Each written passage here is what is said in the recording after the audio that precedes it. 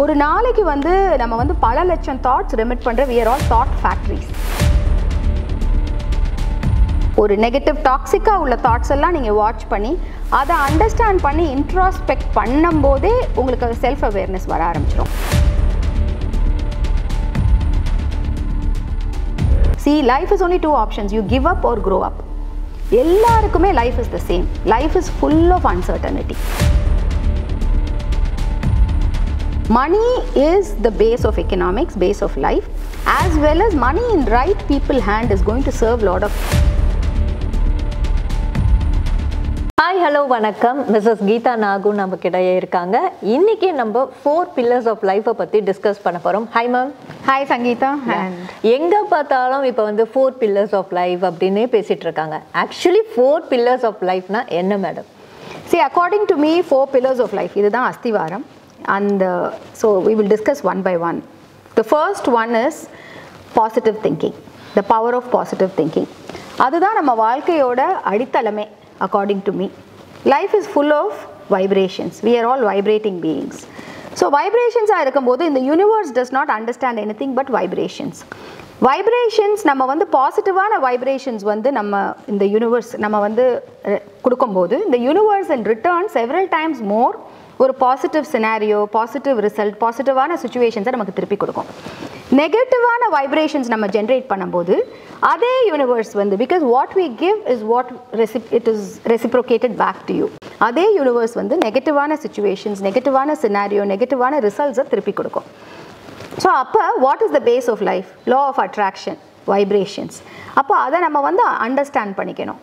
So positive thinking எவ்வளவு இம்பார்ட்டன்ட்ங்கிறது இதிலே புரிஞ்சிடும். ஸோ நம்ம பாசிட்டிவாக திங்க் பண்ணால் நமக்கு பாசிட்டிவாக நடக்க போகுது, நெகட்டிவாக திங்க் பண்ணால் நெகட்டிவாக நடக்க போகுது. அப்போ அதுதான் நம்ம வந்து பிரதிபலிப்பு. வாழ்க்கை வந்து நம்மளோட தாட்ஸோட பிரதிபலிப்பு. அப்படின்னா நம்மளோட தாட்ஸ் வந்து எவ்வளவு நம்ம வந்து சீர்படுத்தி செம்மைப்படுத்தி அதுக்கு நம்ம எவ்வளோ ஒர்க் பண்ணணும்.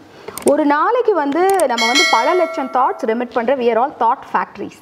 நிறையாவது அதில் வந்து ரெப்பிட்டேட்டிவ் தாட்ஸ், நிறையாவது வந்து அன்ப்ரொடக்டிவ் தாட்ஸ், நிறையாவது ஜஸ்ட் தாட்ஸ். அது என்னன்னே தெரியாது. அதில் நிறையாவது நெகட்டிவ் தாட்ஸும். அதில் நிறைய ஃப்ரஸ்ட்ரேஷன் இருக்கும், ஆங்கர் இருக்கும், கோபம் இருக்கும், ஒரு தோல்வி மனப்பான்மை இருக்கும், விரக்தி இருக்கும். எல்லாமே கலந்தது தான் அந்த தாட்ஸ்.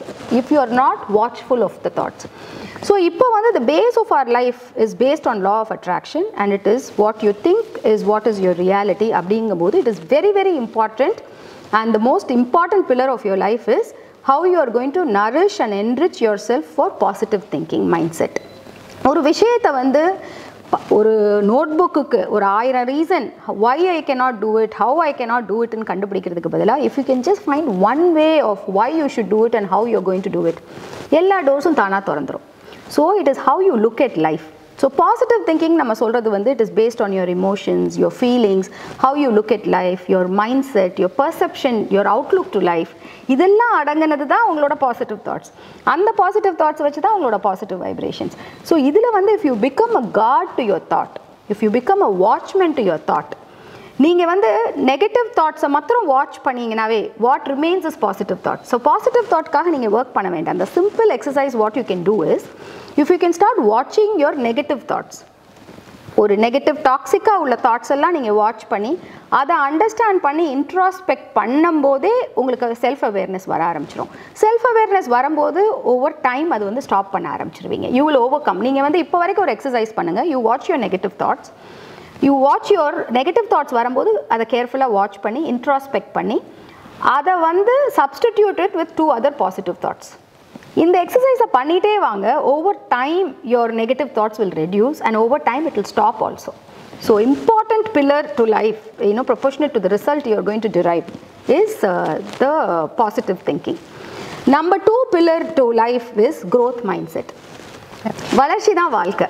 வளர்ச்சி இல்லாதது வாழ்க்கையே கிடையாது. At any stage in life நீங்கள் வந்து பாருங்கள், நம்ம பிறந்ததுலேருந்து குழந்தை பருவத்திலிருந்து முதிய பருவம் வரைக்கும் we are always looking towards growth. Stagnate ஆனால் then we are not living beings. யோசிச்சு பாருங்கள், ஸ்டாக்னேஷன் வளர்ச்சியே இல்லை அப்படின்னா, வளர்ச்சிங்கிறது நான் சொல்கிறது எல்லா ஆஸ்பெக்ட்லேயும், health, wealth, earnings, career, knowledge, profession, spiritual, giving back, fulfilment, happiness, satisfaction, love, எல்லா ஆஸ்பெக்ட்ஸையும் எடுத்து பாருங்கள். எல்லாத்துலேயும் நமக்கு வந்து வளர்ச்சி தேவையா, வளர்ச்சி இல்லை இல்லை இல்லை எனக்கு வேண்டவே வேண்டாம், ஸ்பிரிச்சுவல் க்ரோத்தே வேண்டாம், எனக்கு வந்து இவால்விங்கே வேண்டாம், எனக்கு வந்து ஹாப்பினஸ் எல்லாம் போதும், இதுக்கு மேலே எதுவுமே வேண்டாம் அப்படிங்கிறதே கிடையாது.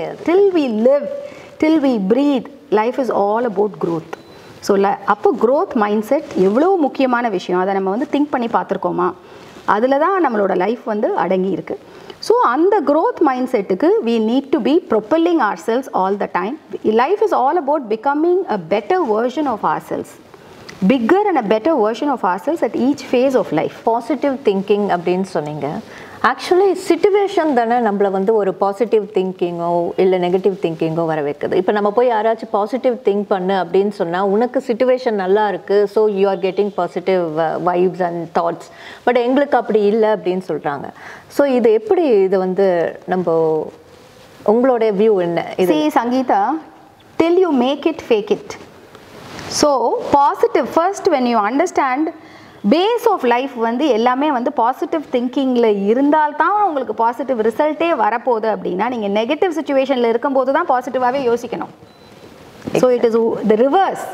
ஸோ எப்போ உங்களுக்கு பாசிட்டிவ் ரிசல்ட் வேணும், நீங்கள் நெகட்டிவாக ஒரு சுச்சுவேஷன் ஒரு ஸ்டக்காக இருக்கும்போது தான் you need positive thinking. You cannot say I'm stuck so I will be very negative. அவ்வளோதான், ஃபுல் கண்ட்ரோல் உங்களுக்கு போயிடும். இன்னும் வந்து இஷ்யூ 4 இஷ்யூ 40 இஷ்யூ ஆயிடும், மல்டிபிள் ஆகிடும். You just resign to the fact nothing can be done and you give up.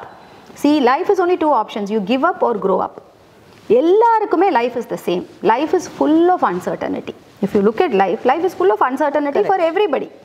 And it is the same for everybody. அந்த காலத்தில் நம்ம prehistoric mankind timeல இருந்து forever வந்து it is always going to be, change is constant, nothing is stable, there is no security in life, and life is full of uncertainty.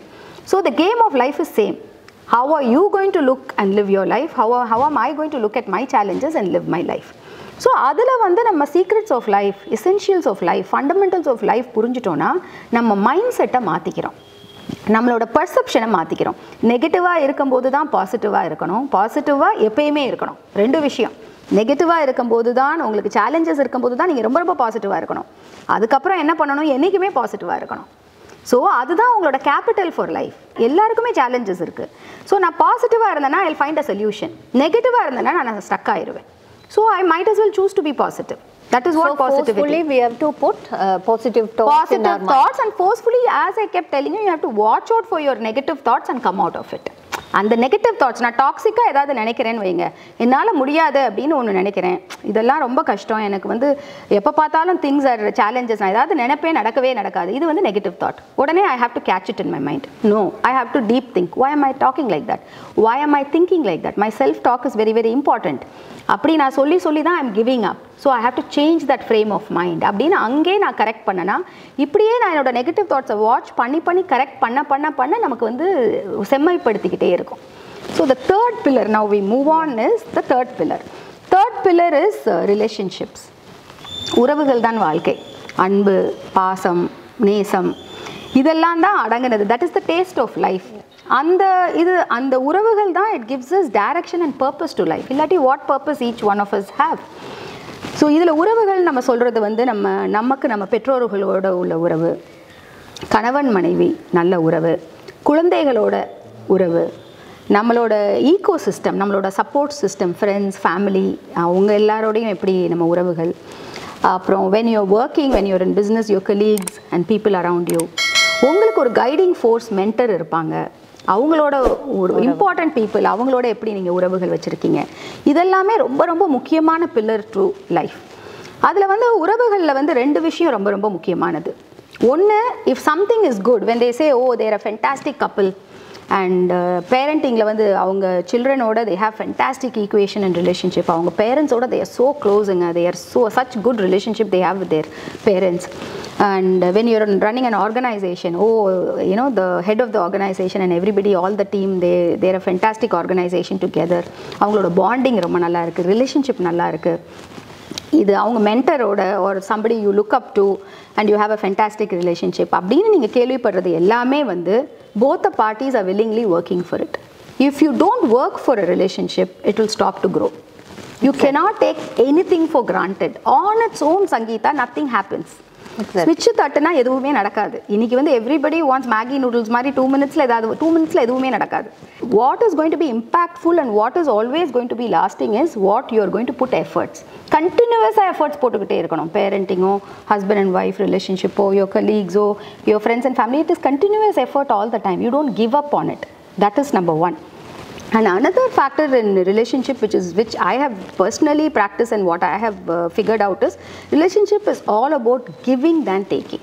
நீங்க வந்து இந்த relationship நம்ம key relationship சொல்றோமே அதுலலாம் it is not transactional. The key relationship impactful sound relationships நம்ம build பண்ணனும் அப்படினா it's more about giving than taking. That is how you can nourish and nurture the relationship and ultimately you will receive more. When you don't expect and in the mari key relationships when you end up giving more than wanting to get, automatically you will be getting more. Yes, but ஆனா இப்போ எல்லா ரிலேஷன்ஷிப்லயும் பாத்தீங்கன்னா அந்த conflict வந்துருச்சு. இப்போ இது வந்து எக்ஸ்பெக்டேஷனால அப்படி நினைக்கிறீங்களா? Absolutely. Conflict is because of two things. One is ego. So ego is good, but too much of ego and wrong ego is not good. That is destructive. எல்லாருக்குமே வந்து ஈகோவும் செல்ஃப் எஸ்டீமுக்கும் thin line. செல்ஃப் எஸ்டீம் இருக்கணும். அது வந்து egoistic பர்சனாக ஆகிடக்கூடாது. Egoistic பர்சனாக ஆகிட்டவங்க என்ன பண்ணுவாங்கன்னா they are very closed minded. தேர் அரகண்ட்னு சொல்ல மாட்டேன், க்ளோஸ்ட் மைண்டட். அடுத்தவங்கள பர்செப்ஷனை பார்க்கவே மாட்டாங்க. they are not empathetic. They will only think from their point of view. அதில் வந்து then it leads to lot of identity problems வந்துடும். பட் அப்போ அவங்க கூட நம்ம எப்படி மூவ் பண்ண முடியும்? ரிலேஷன்ஷிப்புக்கு ரொம்ப ரொம்ப முக்கியமானது வந்து என்றைக்குமே வந்து understanding and communication. You have to be communicative, not arguing. You have to express. Arguing is different, expressing. Your tone. இப்போ ஒரு husband and wife relationshipலே பாருங்க, children இதுலேயும் பாருங்க, நீங்கள் டோனை உயர்த்து பேசுங்க, அந்த message will never get conveyed. Because you start with the hurt process. Hurt ஆயிருவாங்க அடுத்த பர்சன். ஹர்ட் ஆகி அதிலிருந்து ஓவர் கம் பண்ணி அது வேற ட்ராக்ல போயிரும் தவிர அந்த issue is forgotten. Message is forgotten. So in a close relationship, tone is very, very important in communication. You cannot see your objective is to communicate. Yes. Is your objective to prove a point? So to prove a point is not your objective. Your objective is for the welfare of the relationship you want to communicate, not to prove a point. So on the mindset, நம்ம understand பண்ணணும். Now whose life are you talking about? It is your life. So அப்போ உங்களுக்கு அந்த அக்கறை வரும். அப்போ if it is your life, I will communicate not to prove a point, but I will communicate to understand and to be understood. So then I will have the patience because it is my life. So my tone will be right because I want the message to be reaching properly. இதெல்லாம் வந்து நம்ம அவேர்னஸ்ல practice பண்ண all this is incorporated in a relationship, then 100% your relationship will work out very, very well. Yeah, definitely இந்த ஒரு பில்லரே நம்ம பெரிய அதுவே பெரிய தனித்தனியா each pillar can be you can talk for hours. Then we'll move on to fourth pillar. Fourth pillar is the most important pillar, which is personal finances and wealth building. நீங்கள் யோசிச்சு பாருங்க, அந்த ஃபர்ஸ்ட் பேசின 3 பில்லருமே ரொம்ப நல்லா நடக்கும் இது கரெக்டாக இருந்தால். நிறைய வந்து இப்போ பர்சனல் ப்ராப்ளம், ரிலேஷன்ஷிப் ப்ராப்ளம் வந்து ஃபினான்ஷியல் ப்ராப்ளத்தினால வர்றது தான். ஒரு husband and wife or parenting children எல்லாமே பாருங்கள், எல்லாம் ஃபைனான்சஸ் அடங்கினது நிறைய உறவுகளை வந்து எஃபெக்ட் ஆகும். பாசிட்டிவ் மைண்ட் செட் எஃபெக்ட் ஆகும், க்ரோத் மைண்ட் செட் எஃபெக்ட் ஆகும். So everything starts tumbling down.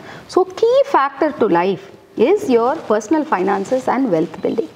Personal finances வந்து I would say personal literacy has to be there for everyone. நம்ம வந்து குழந்தைங்களை வந்து ஆர்ட் கிளாஸ், மியூசிக் கிளாஸ் எல்லாம் சின்ன வயசில் சேர்த்து விடுறோம். அதெல்லாம் விட ரொம்ப முக்கியமான விஷயம் வந்து ஃபினான்ஷியல் லிட்ரஸி ப்ரோக்ராமுக்கு சேர்த்து விடணும். It should be part of the curriculum I feel, because that is the fundamental of life. Economics is the fundamental of our life. I would subscribe the book Rich Dad and Poor Dad written by Robert Kiyosaki for all children and for everybody. அது வந்து it should be part of the school curriculum itself. So finances has to be taught to children. Money has to be taught to children right from young. Money is a good word. Money is the base of economics, base of life, as well as money in right people hand is going to serve lot of good causes. இப்போ நம்ம இப்பவே இதெல்லாம் நம்ம teach பண்ணோம்னா அவங்க money minded ஆயிடும். Money minded இல்ல, you have to teach in the right way. You're not going to teach them greed. You're going to teach them the value of money and the importance of money and how you're going to deal with money. Money na நம்ம என்ன சொல்றோம்? What is your earnings? What is your savings? Do you know the difference? What is your spend pattern? And do you question before you spend? And then next is கடன் வாங்கி செலவு பண்ணுறீங்களா, ஹாலிடேக்கு phone வாங்க நீங்கள் கிரெடிட் கார்டு யூஸ் பண்ணுறீங்களா, EMI உங்கள் சொத்துக்கு போகுதா உங்கள் செலவுக்கு போகுதா, இதெல்லாம் நம்ம வந்து you make them think when they are young. How important is insurance? Earning members life insurance, family members எல்லாருக்குமே health insurance, taxation na enna, are you filing your returns properly? So இதெல்லாம் financial literacy. And how do you make your money work for you? How do you do wise investments? So அந்த சின்ன வயசுல இருந்தே அவங்களுக்கு investment, how to make money work, how to build passive income. And your retirement fundங்கிறது when you start young, நீங்க first jobல இருந்து you have to plan for your retirement. So அது நான் இந்த சின்ன குழந்தையில சொல்லி கொடுத்தா தானே அதுக்கு தெரியும். So that is called financial literacy. It is not greed for money. It is knowledge about finances, personal finances. அது வந்து ரொம்ப ரொம்ப முக்கியமான அஸ்திவாரம். அது கடைசியில வந்து we are wanting the children to figure it out themselves. That is not right. ஏன்னா அதை தொலைச்சதை திருப்பி வந்து you can't reverse the decisions. So many times you catch them saying if I had known earlier. அதுக்கு பதிலா this is very very important that this is one of the fundamental pillar of life. Even if they are, உங்கள் வீட்டில் வந்து spouse is a housewife, homemakerனா கூட அவங்களுக்கும் financial literacy ஃபுல்லாக இருக்கணும். All children should have financial literacy. Even if you are a professional, you should have. You cannot say, oh, only my chartered accountant knows everything. You should, even if you are a professional, IT professional, you are a doctor, you are whatever it is, you have nothing to do with accounts நீங்கள் நினைக்க முடியாது. You have to be very, very sound in your personal finances and wealth building, which becomes a very, very important pillar to life. நேர்ல இந்த நிகழ்ச்சியை பார்த்துருப்பீங்க, ரொம்பவே உங்களுக்கு பிடிச்சிருக்கும். சேனலை சப்ஸ்கிரைப் பண்ணுங்க. நன்றி, வணக்கம்.